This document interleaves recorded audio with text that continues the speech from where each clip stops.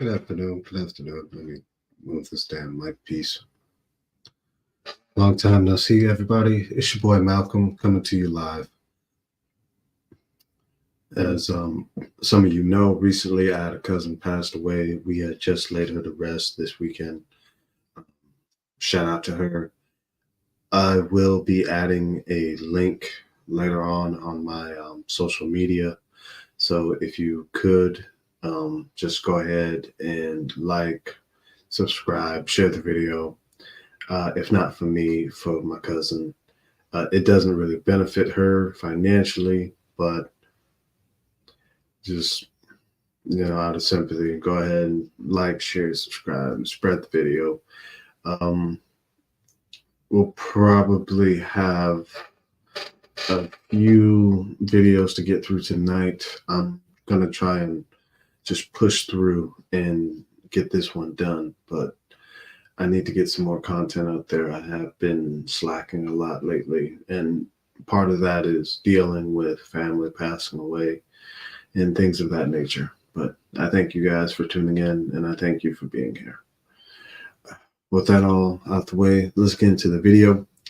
So this is just a recently added video, like today, like 26 minutes ago.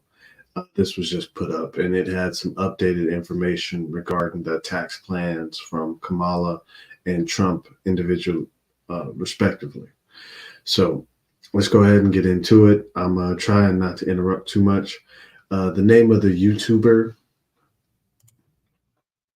is Carlton Dennis. The dude is a actual licensed tax expert. So, if you need help with your taxes, he's actually the type of person that can help you.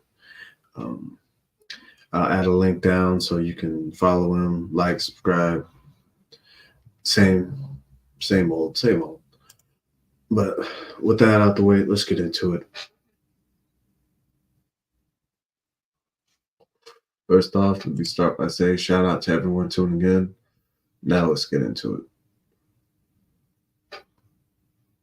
The election is just days away, and in this video, I'm going to explain to you my opinion as a tax expert, how this election will impact your tax bill. If Donald Trump wins, if Kamala Harris wins, make sure you stay all the way until the end of this video, because both candidates have extreme tax proposals that could dramatically impact your overall tax bill, and I want to help you navigate this. Without further ado, let's dive in. All right, guys, let's cover Trump's tax bill first, but keep in mind that both candidates' tax proposals will only become law if Congress votes on them. First things first is corporate taxes. Trump wants to lower corporate tax rates from 21% to 20% and down to 15% for companies who make their goods in the United States. The thing I like about this tax proposal is that it provides extra incentive for American companies to keep their manufacturing in America. When companies have more incentive to make goods in the United States, it could potentially lead to more jobs in the United States and lower unemployment rates, which is a good thing. If you happen to already own a corporation, such as a C Corp, that is subject to corporate taxes, then you can expect to see a significantly lower tax bill if Trump's proposal goes through. If you don't yet own a corporation, then you will not be able to benefit from this proposal from a tax perspective. But remember this, America is the land of opportunity and free enterprise. There is nothing stopping you from forming your own corporation. So if corporate tax cuts do happen, and if you want to maximize your benefit from them, then you too can form a corporation and pay lower corporate tax rates and benefit from this proposal. But here are my thoughts. In the United States, lowering corporate tax rates is a good thing. Many entrepreneurs saw a boom. We saw an economy boom like we've never seen before when Trump came in and lowered the tax rates for corporations. Business owners were spending more money. They were able to hire more employees, and it had a dramatic positive impact on the United States. No disrespect to my brother, dude. Does, he's a licensed tax expert. I'll give him that. The only interjection I have is this, and we will get into it later with another video I have lined up in the program.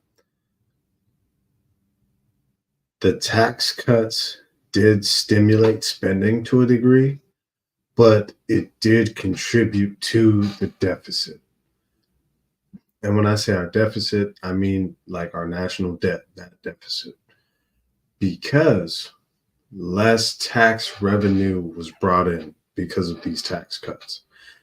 Yes, people had more money in their pocket, they could spend more.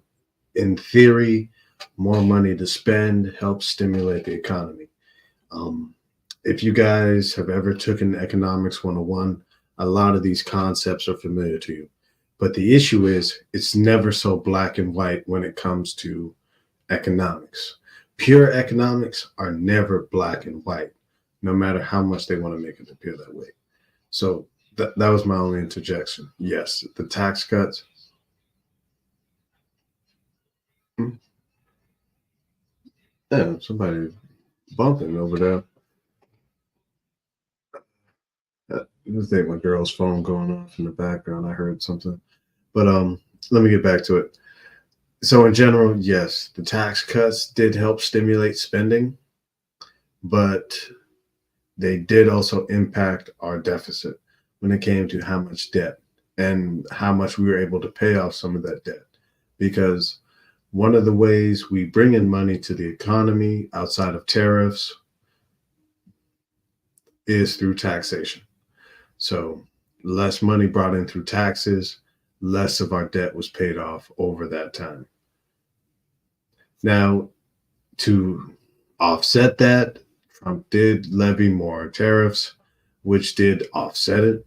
But no matter how you look at it, if you cut taxes, there's going to be less tax revenue.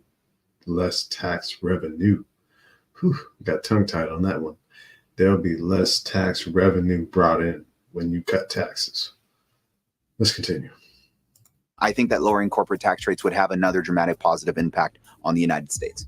Number 2 is auto loans. Trump has proposed making auto loan interest 100% deductible. This proposal would only apply to American-made cars. Considering the fact that over 100 million Americans have auto loans, this proposal would be enormously beneficial to the... Okay.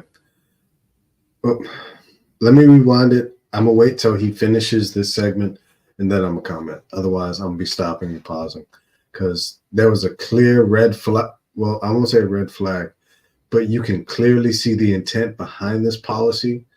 And I'm not saying it's bad, but you can clearly see the intent. Deductible. This proposal would only apply to American-made cars. Considering the fact that over 100 million Americans have auto loans, this proposal would be enormously beneficial to the average American taxpayer. There are tens of millions of Americans out there who are paying anywhere from a few hundreds of dollars to a few thousands of dollars in auto loan interest every single year. So if Trump's policy goes through, it would mean that your income at the end of the year would be reduced by the amount of total auto loan interest that you have paid for in the tax year. So for example, let's just say that you have $100,000 in income, $1,500 in auto loan interest per year. You would be able to deduct the $1,500 from your income, which would drop your taxable income to $98,500. For some people, this could actually cause them to fall into a lower tax bracket, which could increase the tax savings even more and increase their refund check from the government. Trump also makes this proposal to help the American auto industry. His theory is that auto loan interest is tax deductible, then it will make easier for Americans to get car loans, which can help lead to more vehicle purchases, which would be good for the American auto industry. As a tax strategist who is constantly trying to find ways to help my clients save money in taxes, and as someone who loves cars, I own 4 cars myself, I would like this one. I would totally be okay with being able to write off my interest on my auto loans. Okay, so we're getting to the end part of that section. And I would too. I would love to write off the interest on my auto loans. But let's go back to a few things here.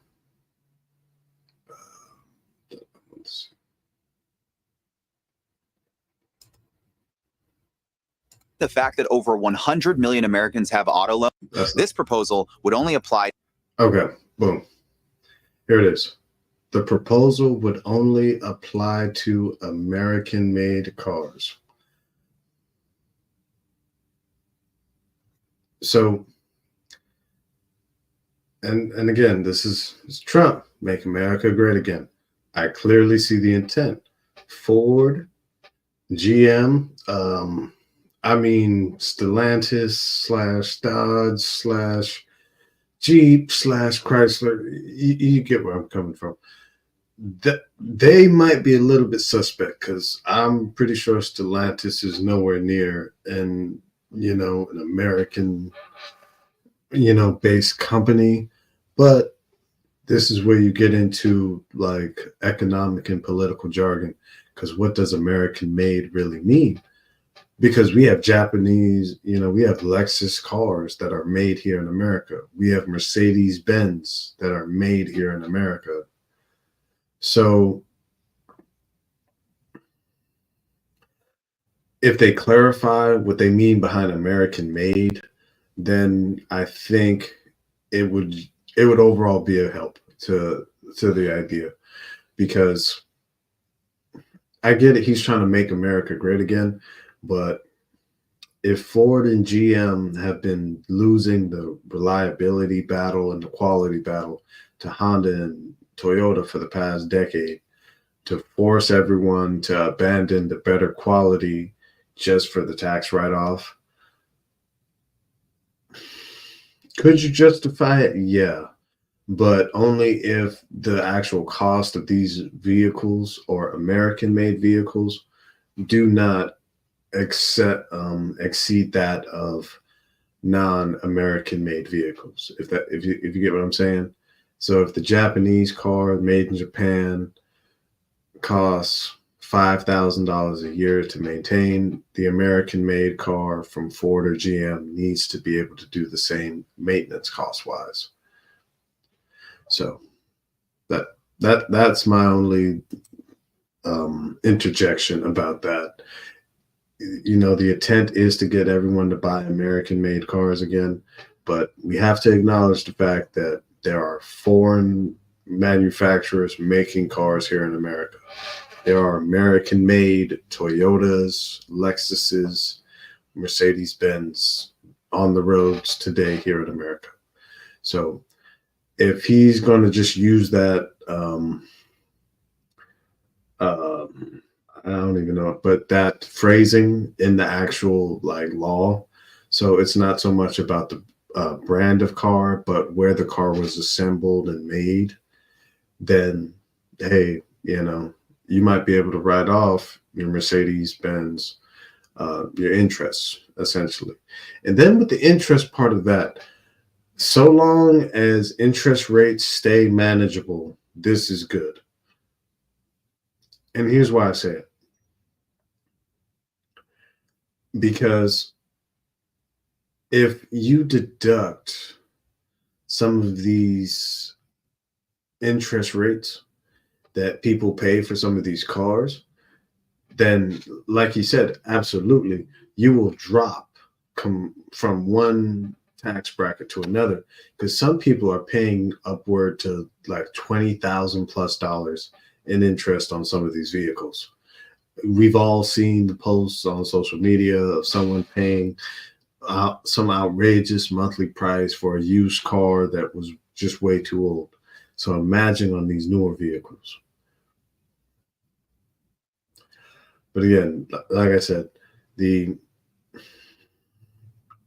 interest rates have to stay manageable, because if they rise so much at a drastic level, then from just a sensible point, you can only lower your tax bracket so much. They have to cap things like your the max homestead deduction, the max homestead deduction, the max deduction allowed for a health savings plan, the max deduction allowed for contributing to a retirement account. They're going to have to max it out, if you get what I'm saying. But let's continue on. Help my clients save money in taxes. And as someone who loves cars, I own 4 cars myself. I would like this one. I would totally be okay with being able to write off my interest on my auto loans. Okay. Speaking of,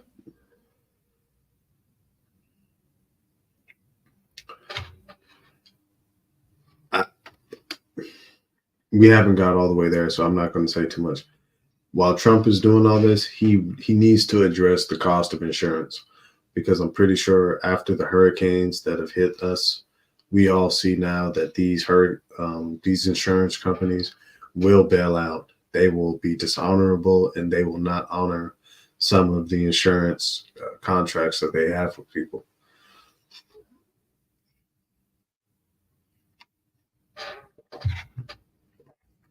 Let's continue on. But what about payroll taxes? When it comes to payroll taxes, Trump has proposed making overtime pay exempt from taxation.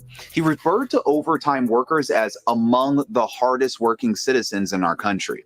So eliminating taxes for overtime work would incentivize people who are eligible for overtime work, such as many nurses, construction workers, police officers, factory workers, and many more. They're going to work harder. This could help them to earn and keep more money, and the extra labor could also potentially benefit companies and organizations. So, if you're someone who is eligible for overtime work, and if Trump's proposal goes through, it might soon be possible for you to make a lot more money without having to fork it over to Uncle Sam. I mean, I want you to understand how significant this is. For many people, this would literally mean that they can earn tens of thousands of dollars of extra income per year without having to pay federal income taxes on it. This is a complete game changer. Trump also wants to get rid of taxes on Social Security benefits. So if you're someone who receives Social Security benefits due to being retired or having a disability, then you might soon not have to pay any more taxes on this income if the proposal becomes law. I'm extremely bullish on this because I do not understand why we as taxpayers have to pay into Social Security to then receive Social Security later on in our life that's not 100% guaranteed, and then we pay taxes on the Social Security we receive later on in life. That does not make any sense to me at all as a tax. Amen. Thank you. Amen.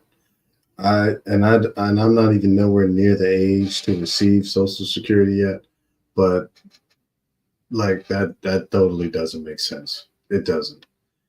And from like an elderly standpoint, like how long are you going to still take from these people? Because for them, that little bit of, what is it, $40, $50 sometimes on the low end to maybe 150. I don't know. I think it's like based off how much overall they withdraw on a monthly income from Social Security. But, if you're retired, stop taxing the people. That's fair. If you stop taxing the elderly, I can totally, I can see some reasoning behind that. Now, as for the overtime not being taxed, yeah, they trying to get you to work. And this is just my prediction here. There's going to be a lot of overtime in the future. When I say a lot of overtime, I mean a lot of overtime. Biden has this Build Back Better plan going on. And I mean, right now, to what I know, it's a hot mess. They got these fly-by-night like battery charging stations that so, and this is just what Trump has said. I haven't actually seen the actual paperwork. When I do see it, I will provide it to you guys. Trust and believe. But essentially, we've had like 9 government-built charging stations across the country, and they spent over $1 billion just getting these stations built. I think in Trump's case, he was more for having Elon Musk or an established EV car company lead the charge in building the battery charging stations for these electric vehicles. Now, for obvious reasons, monopoly reasons, you can see why we can't just leave it to Elon to handle everything when it comes to our electric. Yeah, that's it. Our electric charging infrastructure for these electric vehicles. For example, that's like leaving all of the entire oil and gas infrastructure to Rockefeller himself. Now, yes, I know somebody is going to get in the comments and possibly say, well, Rockefeller was a monopoly. Exactly. That's my point. Now, let's continue and just keep that in mind. The only reason they are cutting the taxes on overtime, they want us to work more. They need us to work more. Biden has this Build Back Better plan that's still out there. They are still trying to handle that. And please believe when Trump gets into office, he has to deal with it. Any president coming in has to deal with the issues and mistakes from the previous administration, from Obama coming in for Bush, or for the was it it was Reaganomics. Yeah, was it next? I'm not the best history buff, but whoever came into office after Jimmy Carter pretty much said to heck with everything. I believe Jimmy Carter installed solar panels. It was Nixon that came in after Jimmy Carter. Yeah, Nixon was like, tear all that stuff down. They tore down the solar panels, and he was all for like oil and gas, not really pushing green energy at all. But I digress. Let's get back into the video. Tax professional. When I studied to get my enrolled agents exam, this was the one part of the tax code I could not understand. So Donald Trump wanting to come in and abolish tax on Social Security payments, yeah, I stand by that one. I stand firmly by that one. Now let's talk about double taxation. Under current tax policies, American citizens who live abroad have to deal with double taxation. What this means is that if you make a certain amount of money, there is income that's taxed once by the host nation that you are living in and once by the United States. So in 2024, the income threshold for double taxation is $126,500. The United States is one of just few countries on earth that has this tax policy. Trump thinks that it's time to end this policy and join the rest of the world. So he wants to prevent overseas Americans from having to deal with double taxation, which would save them a fortune in taxes. It would be another game changer, in my opinion. It'll also make it infinitely easier for American citizens to travel and live and work abroad for various periods of time to help the United States. So if you like to travel, if you have been thinking about living and working abroad in another country, then you might have to pay far fewer taxes if you do end up working in another country if this proposal that Trump is proposing becomes law. Now, there are some changes to individual income taxes. When Trump was president the first time, he lowered income tax rates for hundreds of millions of Americans through what is called the Tax Cuts and Jobs Act of 2000.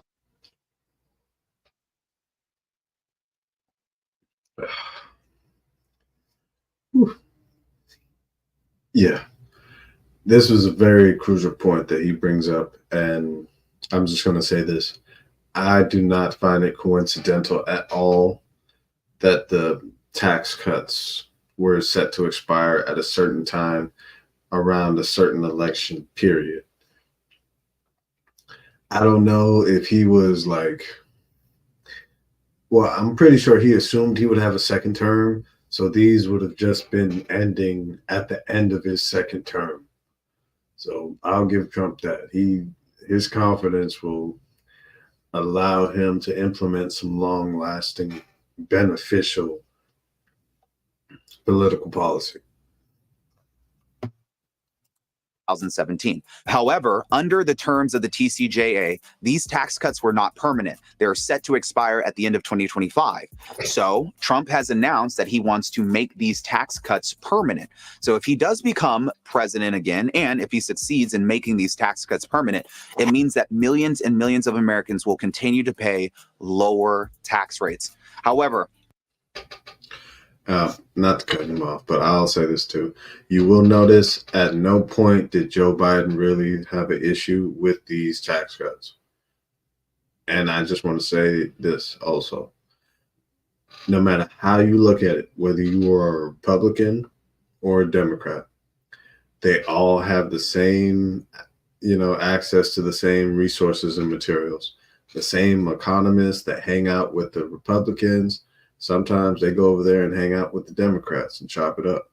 They always, hang around the same group of people. You rub elbows with the same crowd all the time, just walking around Capitol Hill. If he fails to make the tax cuts permanent, then it means that the vast majority of the American workforce will have to pay higher tax rates to the government. It'll go back to what it was pre-2017, which was a lot higher rates. What about tips? Trump wants to eliminate taxes on tips. This means that if you're a bartender, you make $100,000 in tipped income, you wouldn't pay any taxes on that $100,000. Some people have argued that this policy is unfair to non-tipped workers. However, there are millions of tipped workers in the United States who would get to keep more of their hard-earned money if this policy becomes law. For many of these people, not having their tipped income taxed could be life-changing money for them. So it would undoubtedly benefit many of those that are making money off of tips. My thought. All right. First off, who's making $100,000 off tips? Please raise your hand, comment down below. Please just put up like 3 hand emojis or something. I want to know who's making $100,000 in tips. I know he was just giving us an example for the sake of it and stuff like that, but no. Thoughts are is this is a great way to boost the economy and to help the hard-earning person. I mean, think about how many tipped workers are in Las Vegas, guys, casino workers, Uber, cab drivers. This could completely change the economy and give more dollars to the U.S. taxpayer. Ultimately, what we're trying to do is help the U.S. taxpayer get. Okay, I'll take that back. So if you are a tip worker a worker that receives tips in Las Vegas, that might be possible. Somebody, depending on who's in the casinos and who's winning, you might get tipped about $20,000. And it only takes for that to happen maybe 5 times, and boom. So, hey, maybe in Las Vegas. So I'm a little less skeptical of Las Vegas. But the rest of you guys, if you're making $100,000 in tips, please let me know. Get out of the rat race, right? We have to figure out ways to do that while simultaneously help eliminate some of our country's debt.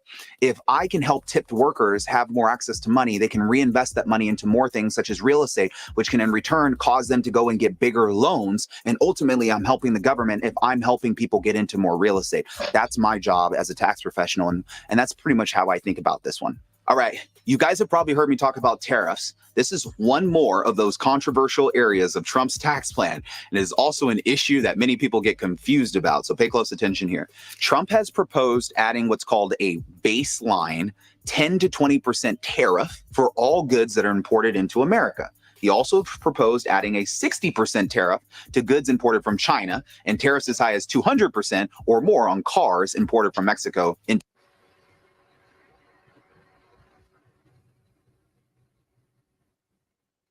Okay, so I'm just going to go ahead and say this.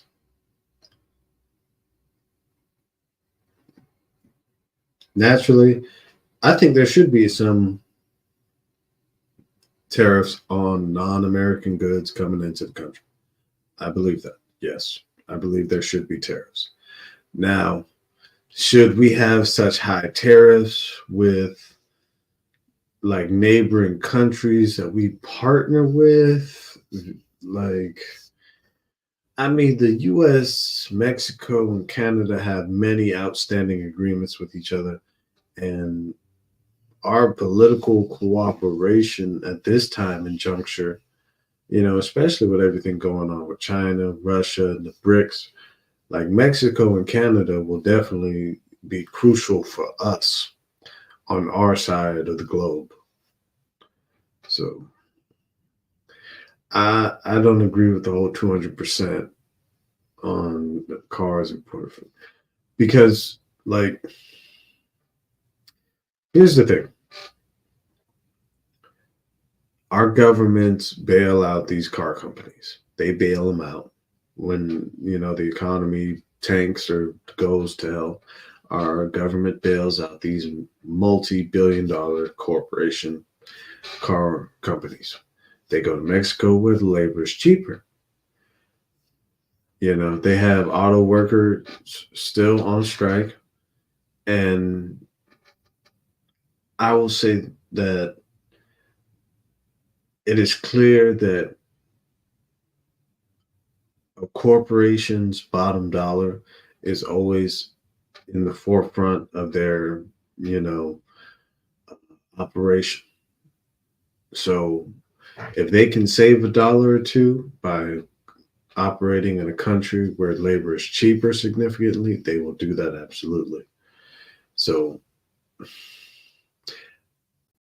him trying to do this is admirable because you're trying to really go all the way home with this make America great again by either forcing by wow, yeah. um I don't want to say this because I feel like it's politically incorrect, but he just pulled a Pablo Escobar. This is like plata or plomo. For anyone who remembers the Narco series, plata or plomo basically just means silver or lead. And it was what Pablo would threaten any judges, key figures, or anyone he needed really to just turn the other way or give him leniency with certain situations or offer help in other situations. These can be very crucial ways of, essentially getting what you want through strong arm taxes. Because he's saying, hey, you're either all going to start coming back to America and doing business how I want you to, or you're going to pay. So, as much as he's cutting taxes for these corporations, he's saying, hey, now that I've cut the taxes for you, get in line, or else there's going to be hell to pay. Into America. So if you're unfamiliar with tariffs, there are taxes added to goods imported from other countries. Yes, American consumers pay these taxes. However, they're not added to goods produced in America. So yes, tariffs definitely do make imported goods more expensive. However, in theory, they also help to protect American businesses by making their goods more competitive from a price standpoint. Having tariffs as a source of tax revenue takes pressure off of income taxes to provide revenue to the government. For perspective, think about this. The modern income tax was not even created until 1913. And before that, the government generated all of their income, a majority of it, from tariffs. Trump has discussed going back to this system and replacing income taxes entirely with tariffs. So yes, you could potentially have to pay higher prices for certain imported goods, but it's also possible that Trump could use tariffs to replace the income tax or at least to dramatically reduce it. Now, keep in mind, you would still pay taxes in either system, but at least with tariffs, you can always choose to buy American made and avoid paying the tax. This is because tariffs switch taxation from income to spending, which hypothetically gives you more control over what you pay. That's what I like about tariffs, control. To be clear, I'm not saying that a tariff-based system is perfect, but what I am saying is that tariffs provide an interesting alternative to income taxes while potentially protecting some of our own industries. If you guys have any thoughts on this, I would love for you to share your comments below. Okay, we've talked a lot about Trump's tax proposal. It's time to discuss Kamala Harris's tax proposal and how. Oof. All right, now to Kamala. I forgot to say this earlier, but if you have the chance, keep note of everything, of the key things with Trump that just went on, mainly with the tariffs, not taxing Social Security, not taxing wages on tips, continuing the tax cuts that he already instituted. Keep track of all that stuff and more, and see how similar or different, in your opinion, these are your opinions, it is to Kamala's. Now, granted, she did come up with these tax plans a little bit later than Trump, he probably had more time because he was already going into the election trying to beat Biden. She was just, being vice president. So I'm pretty sure there was no separate um, cabinet or council put to the side to help advise her on tax policy until later, where Trump would have had significant advantage and experience already. How that could impact your tax bill. So let's get started. First thing I want to start on is capital gains taxes. Kamala has proposed hiking long-term capital gains tax rates from 20% to 28% for people who make over $1 million per year. She also wants to raise the net investment income tax from 3.8 to 5% for the wealthy. Okay.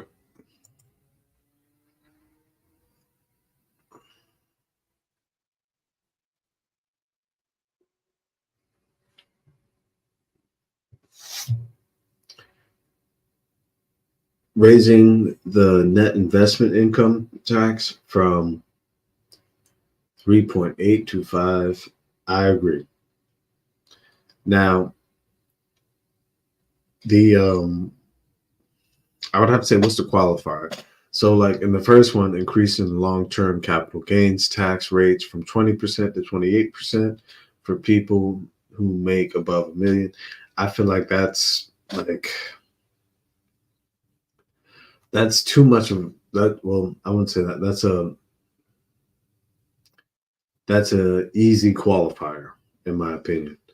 So I would say this: break it down. Go from 20, 22, 24, 26, 28, and go all the way max out at 30. I would say that max out at 30 and increase the qualifier. So when I say qualifier like this, the above $1 million per year, I would change the qualifier to something like 100 million. You clear 100 million a year, I'm gonna tax you at like 28%. If you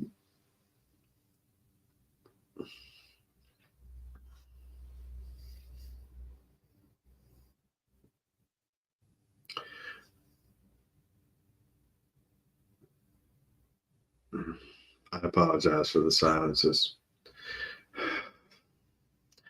Living in the hood, people. All type of noises and stuff going on. I'd be thinking, damn, what's going on the block? But I'm on the podcast right now. Let's get to it. But excuse me. Also, but yeah, I if you pulling in 100 million a year long term capital gains tax, yeah, 28%. Yeah, you pulling in 100 million in long term capital gains. Yeah, man, you gonna have to give up about 28%.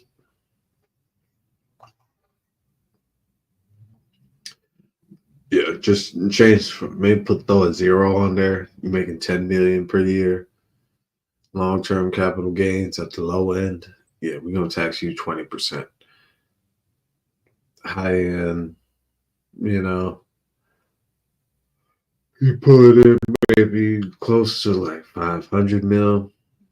Yeah, 30% off the rip. But yeah, that's for the net investment income tax. It's 1.2%.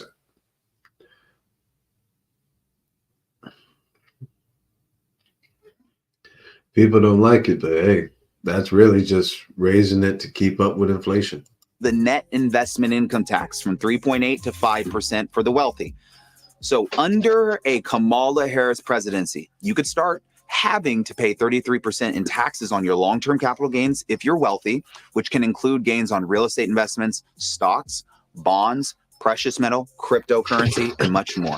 And in fact, if you happen to be a seven-figure earner, then you should expect to start paying almost 10% more in taxes on your combined long-term capital gains and your net investment income tax. If you're not a seven-figure earner, then this policy will not initially apply to you and your long-term capital gains tax rates will not be affected, at least for now. But here are my thoughts. If we start off at $1 million, who's to say we can't drop that million down to $200,000? Capital gains tax rates has altered over the years. And if this policy were to go through, I can easily see Kamala Harris and the administration dropping this down from 1 million, possibly down to 200K over some time. So just keep that in mind. Let's discuss the wealth tax. In addition to raising capital gains taxes for the wealthy, Kamala Harris also wants to impose an annual wealth tax of 25% for families who have over 100 million in net worth. This tax hike would require the wealthiest families in America to pay a tax of 20%. Okay. Yes, I am all with the wealth tax. I'm sorry. I know people don't like it, but hey, and just like with the previous one, I would break it down in the brackets 25, 20, 15, 10, and 5% based on qualifiers like this. So, yeah, you're making over 100 million, 5% wealth tax.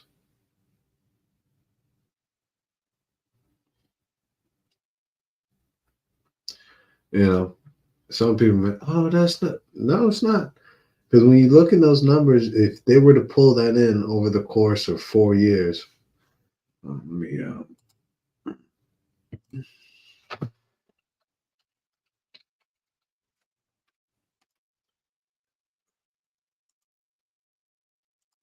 put this down in a calculator real quick.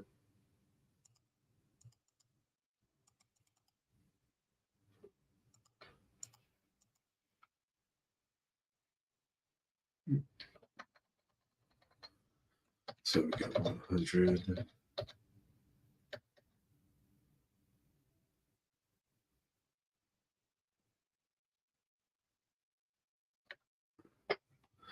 All right, so we got 100.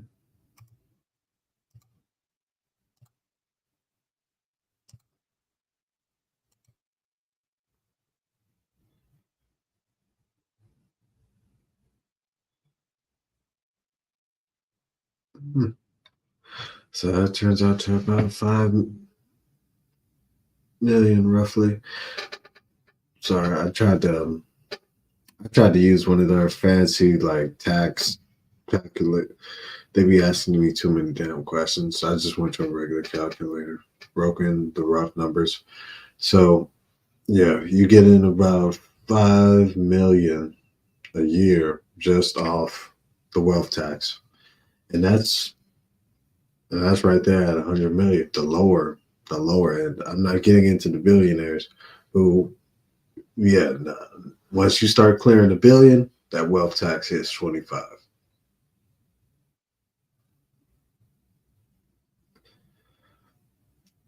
Now, all the billionaires will flee America and probably live in other parts of the world, but I mean, they still have to do business here,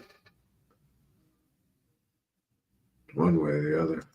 25% for families who have over 100 million in net worth. This tax hike would require the wealthiest families in America to pay a minimum effective tax rate of 25% every year.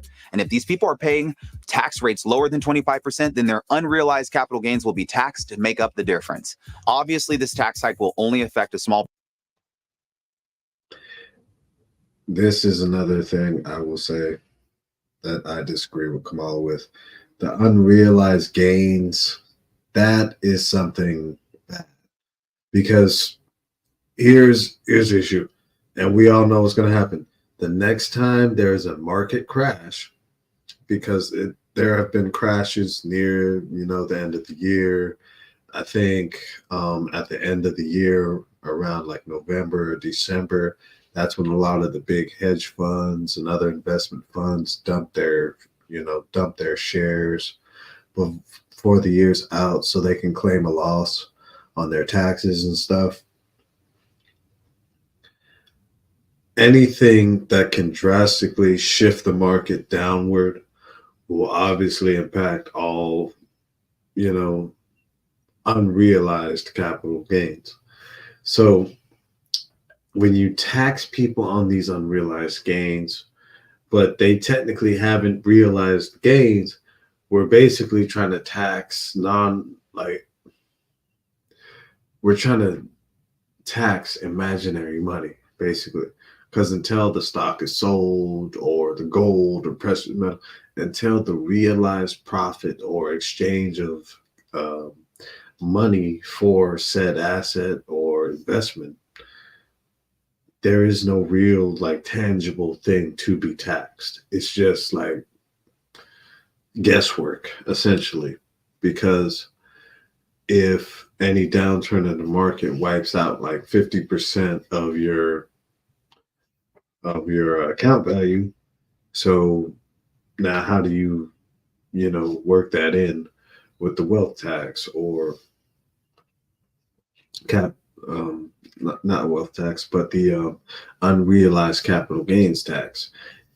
Are they going to do a quarterly evaluation of how much unrealized profit you have, and you have until the next quarter to pay off those fees? Or is it going to be more of every single transaction? Like, I don't know if you guys remember this, but back in the day, they used to have trade commissions.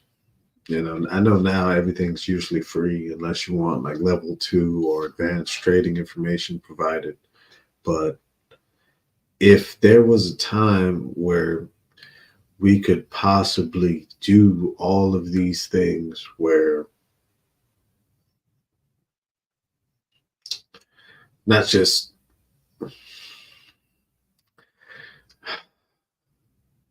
no, let me try to phrase this in a way that's simple. I know I get lost in a lot of these big words, but I'm trying to like say the things that I can remember all the time.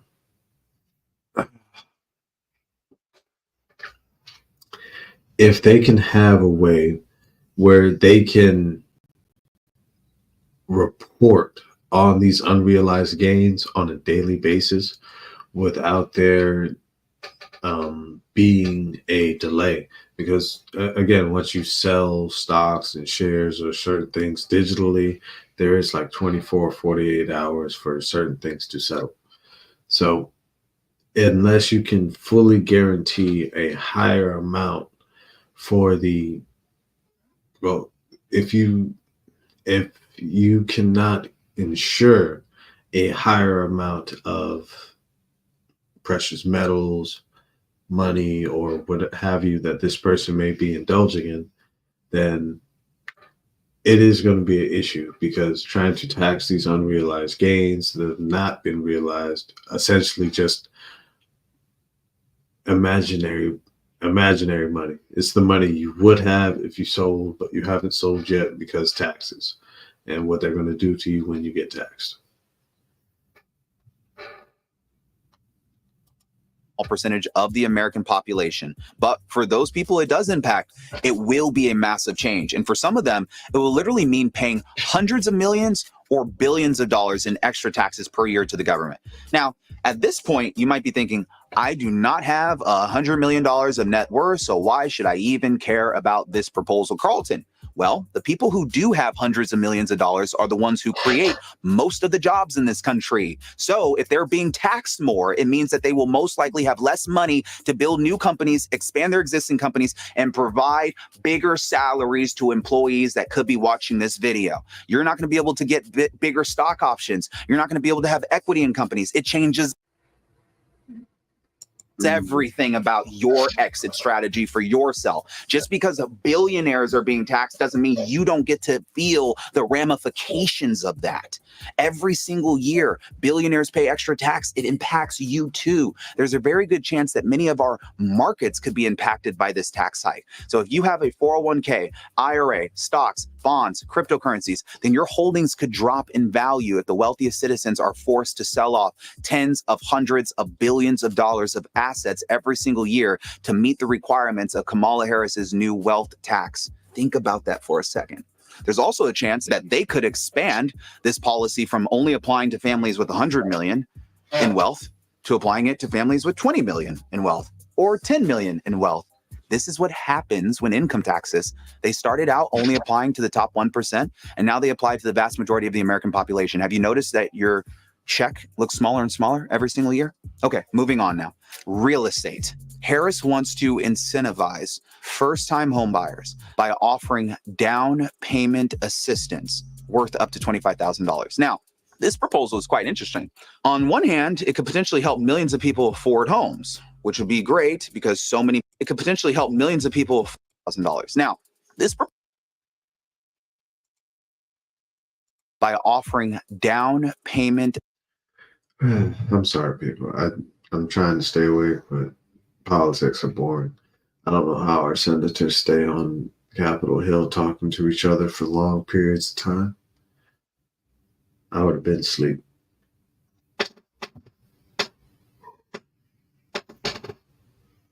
I mean, I think the worst is I hear they have to be in there for like 14, 16 hours at a time sometimes entirely locked in 24 hours, completely like the excuse me if I misspoke, whether it's the House of Representatives or the Senate, but still, just imagine having to be there for hours on that.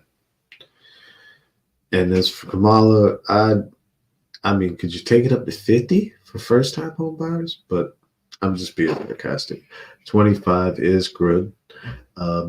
It's pretty much giving you I mean, it's pretty much paying for any furniture and any other last minute things you may need, and maybe a down payment while you're trying to get financing at it too.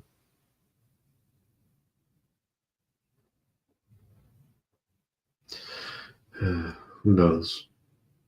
But if any of you guys are going to vote for Kamala, now's the time. Might be able to get that house with a little help from Aunt Kamala. Assistance worth up to $25,000. Now, this proposal is quite interesting. On one hand, it could potentially help millions of people afford homes, which would be great because so many people have been struggling to afford houses in the United States with inflation and the cost of living.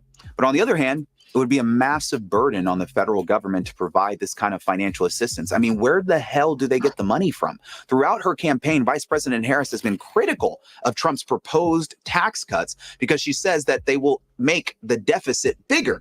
It's hard to imagine that the federal government giving over 1 million people a year $25,000 to help them buy a house wouldn't be bad for the deficit. After all, the more money you spend, the less you have to pay off debt.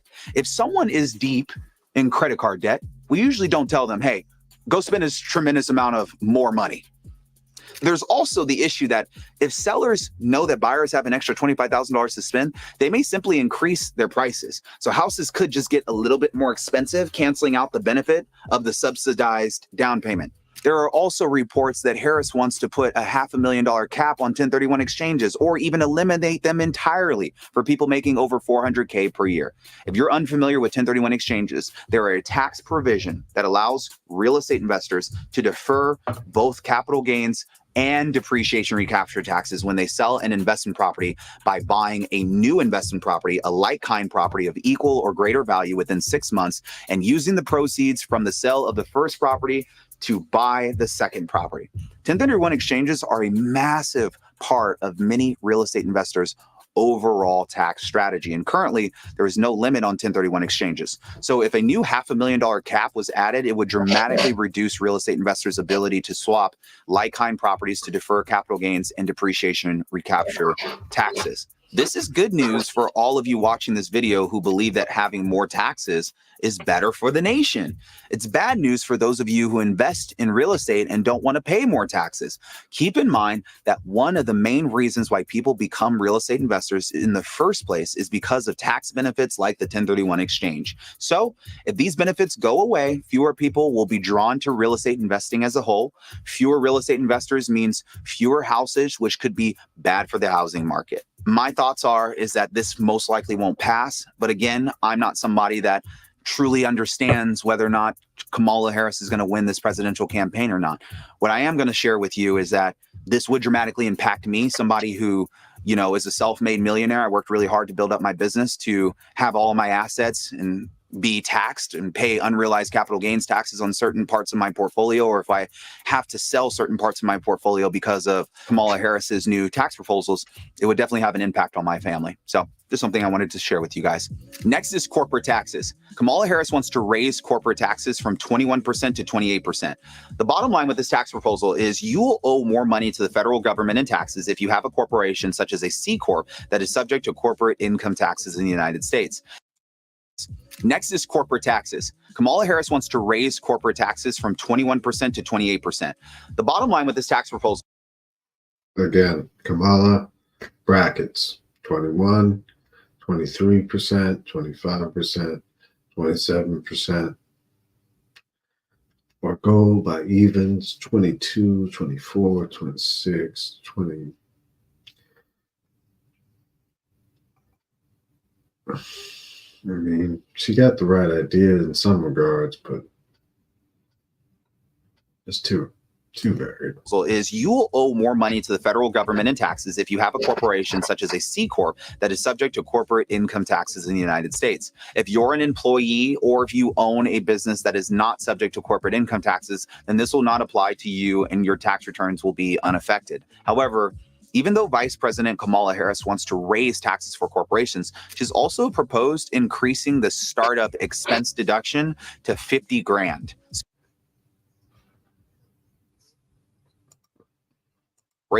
She's also proposed increasing the startup expense deduction.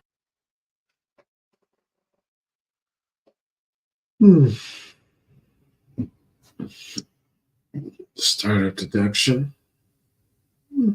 Huh? Okay.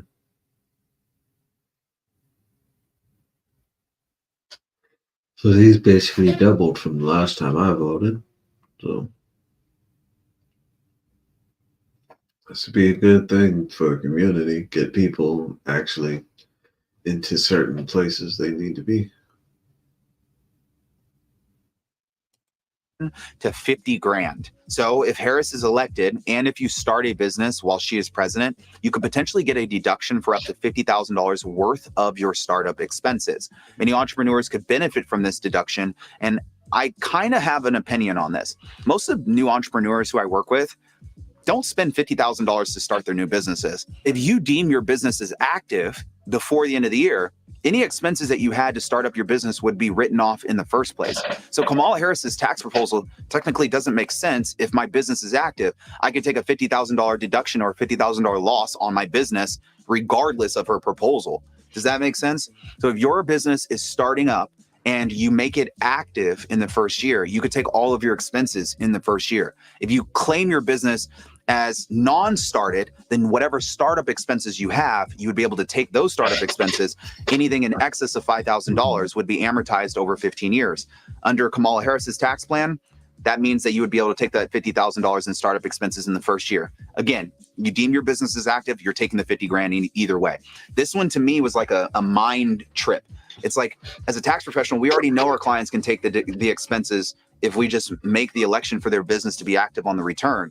But if their business is not active, then they're reporting this huge loss on the tax returns, which could honestly subject them to more audit risk. So in my mind, this whole $50,000 of startup expense doesn't even make sense. If I'm going to spend $50,000 on my business, I'm spending $50,000 on my business to start it up.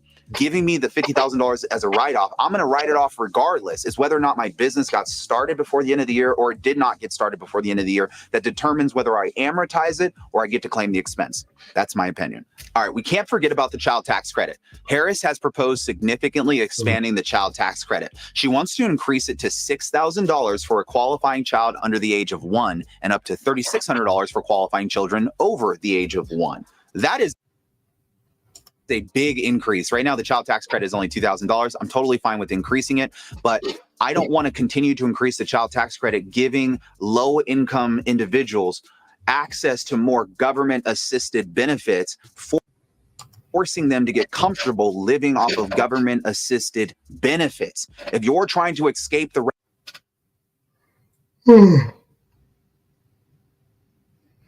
It's true. People get comfortable. They get stuck in that lifestyle, and it's easy to just continue doing what you always did. So he's right. rat race, you have to be living on your own terms, not on the terms that the government keeps giving you. You can leverage the government's assistance, but now this is trapping people to getting stuck and utilizing the government's assistance. That is my only opinion on her proposal with the child tax credit. Now, what about tips? Kamala Harris also wants to get rid of taxes on tips for service and hospitality workers, just like Donald Trump does. Trump came out with this idea first, and then several weeks later, Kamala Harris copied him. Now, I'm glad that she decided to copy him because it's a strong push in the right direction to help out the average taxpayer who's working in an environment where they could earn tips. But before I get to the last point, don't forget to book a call with my team by clicking the link in the description if you need assistance with your specific tax situation. Here's the last point: increasing the size of the IRS and the number of IRS audits. In addition to discussing the tax proposals that Harris has made on the campaign trail, I also just want to touch on a very important vote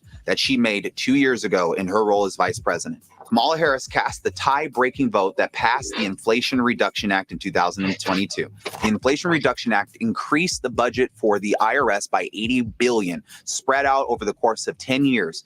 Of this $80 billion, roughly $45 billion was specifically earmarked to increase IRS enforcement. Kamala Harris has not spoken much about increasing the size of the IRS or its enforcement wing since then. However, because she herself was the decisive factor in the increase in IRS funding just 2 years ago, and because she has not expressed regret about her vote, it is a safe bet that she still supports a larger IRS and more IRS audits. So if you want to have an increased chance of being audited by the IRS in the future, Harris might be the right candidate for you. That is just my thoughts and my opinions. I would love to hear your. All right, guys. Well, that's it for the video. Thank you for tuning in with me. Have a good night. I'm gonna go ahead and be ready for bed. This time change got me feeling so out of whack. I thought it was 12 already. It's only 11. Night, everybody. Peace.